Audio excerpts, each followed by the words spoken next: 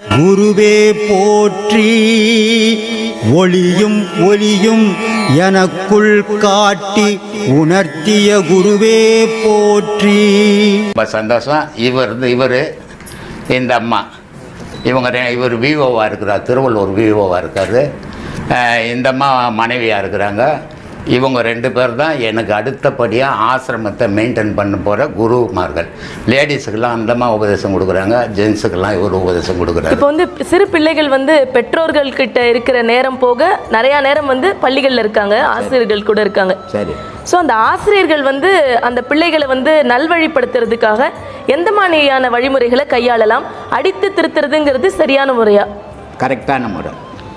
எப்படி சுவாமி? ஆமாம். இப்போ நிறைய பேர் என்ன பண்ணுறாங்கன்னா, பள்ளிகளில் ஒரு மாணவன் 100 மாணவன் இருக்கிறான். சரி. 50 மாணவன் நல்லா படிக்கிறான். சரி. தானாகவே படிக்கிறான், யாரும் சொல்லிவிடல. டீச்சரோ வாத்தியாரோ என்ன சொன்னாங்களோ அதை பார்த்து படிக்கிறான். 50 மாணவருக்கு படிப்பு வரல. சரி. அப்போ அந்த டீச்சரோ வாத்தியாரோ என்ன பண்ணுறாங்க, அந்த பையனை கூப்பிட்டு ஒரு அடி அடித்தா பயந்து படிப்பான் அப்படின்றதுக்காக அடிக்கிறாங்க. உடனே இந்த பெற்றவங்க என்ன பண்ணிடுறாங்க, என் பிள்ளைய எப்படி அடிக்கலாம்னு ஸ்கூல் அனுப்பி. இதனால் டீச்சர் வாத்தியாரெலாம் இப்போ என்ன பண்ணிட்டாங்கன்னா, அது படித்தா நமக்கு என்ன, படிக்கலைன்னா நமக்கு என்ன, நம்ம ஏன் ஊரில் கெட்ட பேர் எடுத்து கேட்குறது கிடையாது. வந்து அர்த்தடிச்சுட்டு போய் நேர் வீட்டுக்கு. அப்புறம் ஆசிரியர் சரியாக சொல்லிக் கொடுக்கலன்னு எப்படி சொல்ல முடியும்?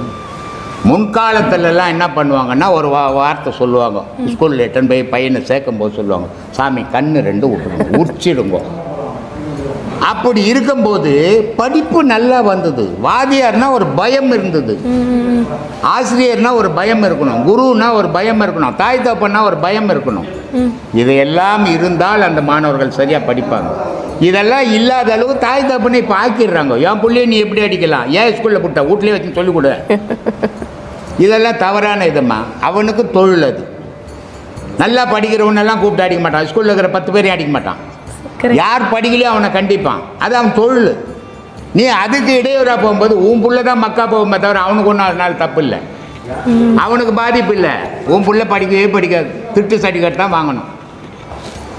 அதனால் அடிக்கிறது தான் கரெக்டு. ஒரு ஆசிரியர்னா அவனை கண்டாவே மாணவர்கள் பயப்படணும், பயந்தால் தான் படிப்பான். யாருக்கிட்டும் தாய் தகப்பன்னா பயப்படணும், பயந்தால் தான் அந்த புள்ள ஒழுக்கமாக வாழும். பயம் இல்லாமல் சோசியல்னுட்டு வளர்த்தா அந்த புள்ள கெட்டு குடிச்சவராக போயிடுமா.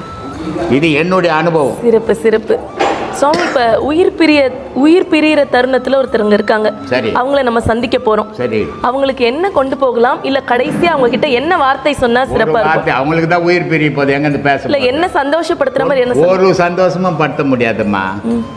சில பேர் ஒரு உயிர் பிரிய போகுது, அவங்களுக்கு 4 பிள்ளைங்க இருப்பாங்க. ஓகே. 4 மருமகளுங்க இருப்பாங்க. 3 பேர் அங்கே இருப்பாங்க. அவங்க எல்லாம் பால் ஊற்றுவாங்க. உயிர் போகாது. ஆமாம். அது இழுத்துக்கினே இருக்கும். ஆமாம். எங்கேயோ இருக்கிற ஒரு புள்ள வருவான், பால் ஊற்றணும்னு போட்டுன்னு உயிர் போயிடும். அப்போது அங்கே இருக்கிற 3 பேருக்கு வருத்தம். நான்லாம் உயிர் சாவறதுக்கு எவ்வளோ சந்தோஷம் பாரு மனுஷனுக்கு. நான் பால் ஊற்றின சாகலையே, அவன் பால் ஊற்றின பிறகு தானே உயிர் போச்சு. அப்போ அவங்க மேலே தானே ஆசை இருக்குது அப்படின்னு இவங்களுக்குள்ள சண்டை வரும். ஆனால் இது இல்லை காரணம். அந்த சாக போகிறவன் நம்ம புள்ள 3 இங்கே இருக்குது, இன்னும் 1 இல்லையேன்னு காத்திருக்குது. அந்த 1 வந்த ஒன்று அது மறைஞ்சி போகுது, 4 ஒன்றா ஆயிடுச்சுன்ட்டு. ஆனால் இவங்களுக்கு அது இல்லை பிரச்சனை. நான் வந்தா ஊத்தனை போலியே, நீ வந்த சாகிறதுக்கு அவ்வளோ சந்தோஷம் உங்களுக்கு. சரியா? குடும்பம்னா அங்கே என்னவா ப்ளே பண்ணணுமோ அதை நீங்கள் சிறப்பாக செய்யணும். அதே மாதிரி ஆன்மீக பாதையில் வரும்போது இங்கே எப்படி நீ இருக்கணுமோ ஒரு சீடனாகவே இருக்கணும். இங்கே குடும்பத்தை நினைக்கிறதோ, குடும்பத்தில் இருக்கும்போது இதை நினைக்கிறதோ இருக்கக்கூடாது. அங்கங்கே போகும்போது அதுவாக நீ மாறிக்கணும். அதுக்கான பயிற்சி தான் உனக்கு கொடுத்துருக்கிறதே. இவ்வளோ தூரம் உனக்கு பாடமும் பயிற்சியும் கொடுத்துட்டு திரும்ப நீ அந்த தப்பை பண்ணே பிரச்சனை குடும்பத்தில் பிரச்சனைன்னு வந்துடுச்சின்னு சொன்னால் அதை யாரும் நான் கூட தீர்க்க முடியாது. அதுக்கப்புறம் அது சரியான விஷயம் கிடையாது. இந்த ஆன்மீக பாதையை உன்னால் கெட்டு போயிடும். ஏன்னா குடும்பம் பிரச்சனைன்னு வந்துட்டாலே ஆன்மீக பாதை கெட்டு போயிடும். அதனால் குடும்பம் ஒரு கையில், ஆன்மீகம் ஒரு கையிலன்றதை முழுமையாக மனசில் வச்சுக்கணும். குடும்பத்துக்கு தேவையான கடமைகள் எல்லா கடமைகளையும் ஒன்று விடாமல் இங்கே வர்றதுக்கு முன்னாடி நீங்கள் எப்படி இருந்தீங்களோ அப்படியே இருக்கணும். அதில் எந்த மாற்றத்தையும் நீங்கள் பண்ணக்கூடாது. அதுவாக மாறும்போது மாறிக்கிட்டோம், அதுவாக மாறும்போது அதுவாக நீ எதிர்பார்த்த அளவுக்கு வரும்போதெல்லாம் அது வந்துட்டு போகுது. அதை பற்றி உனக்கு நீ சந்தோஷம். அப்படி வந்துடுச்சுன்னா பிரச்சனை இல்லை. ஆனால் முரண்பாடாக சில விஷயங்களை எனக்கு இதுதான் சரின்னு படுது, நான் இதை தான் திணிப்பேன் குடும்பத்தில் கொண்டு போயின்னா அது சிக்கலில் கொண்டு போய் விட்டுறோம். அந்த மாதிரி வேலையை தயவு செய்து நம்ம சீடர்கள் யாரும் பண்ணக்கூடாது. சரிங்களா? இதுதான் வந்து ரொம்ப தெளிவாக சொல்கிறார் நம்ம ஞானி சட்டைமுனி. நிர்குணமாய் நிர்மலமாய் நிரஞ்சனமாகி நேரான பூரணமாய் மனமொட்டாத, நேரான பூரணமாய் மனமொட்டாத சர்க்குணமாய் சமரசமாய் தானும் தாண்டி சச்சிதானந்த வெளிக்கப்பால் நின்ற தற்குணமாய் எனையாண்ட சின்மயத்தை போற்றி சமரசமாய் வேதாந்த வாதம் சொல்வேன் நற்குணமாய் சனகாதி ரிஷிகள் பாதம் நலம் பெறவே நாவில் வைத்து பாடுவேனே. இது எப்படி இருக்கணும் அப்படின்னா, இந்த சட்டைமணி நாதர் சொல்றது பாடம் பண்ணும்போது இந்த நிலைக்கு மாறிடும். நிர்மலமாய் நிர்குணமாய் எந்த குணங்களும் இருக்கக்கூடாது. இதை பட்டினத்தார் ஒரு பாடலில் அழகாக சொல்வார். கண்ணொன்று செய்ய கண்ணொன்று காண கையொன்று செய்ய மெய்யொன்று வஞ்சக நாவொன்று பேச நான் செய்த பூசை எவ்வாறு கொள்வாய் கட்சி ஏகம் பண்ணேன்வார். அது மாதிரி நீ வந்து பூஜை பண்ணும்போதே மனசெல்லாம் வந்து வேற எங்கேயோ வச்சுக்கின்னு கை மட்டும் எடுத்துகிட்டு போய் பூ போட்டுக்கிட்டு சாமி மேலே பூ போட்டுக்கிட்டு ஐயோ வெளியே புது செருப்பு விட்டுட்டு வந்துட்டுனா யாரோ திரும்பி போயிடுவாங்களேன்னு போட்டுக்கினே இருக்கு. ஐயோ வெளியே புது சைக்கிள் ஆச்சு அப்படியே போட்டுக்கினே இருக்கிறது. மனசெல்லாம் சைக்கிள் மேலேயும் செருப்பு மேலேயும் இருக்கும். சாமிக்கு பூ போட்டுக்கின்னு இருப்பார். இது ஒரு தெய்வீக வழிபாடா? இல்லை. அதனால அந்த மாதிரி வழிபாடை பண்ணக்கூடாதுன்றார் இவர். இவர் என்ன சொல்றாரு, இங்கே வந்தா வழிபாட்டுக்குன்னு வந்துட்டியா, வழிபாட்டில் முழுமைப்படு, முழுமையாக இரு, இறைவனை நோக்கி முழுமையான வழிபாடை கொடு. அங்கே போயிட்டியா குடும்பஸ்தனா முழுமையாக இரு.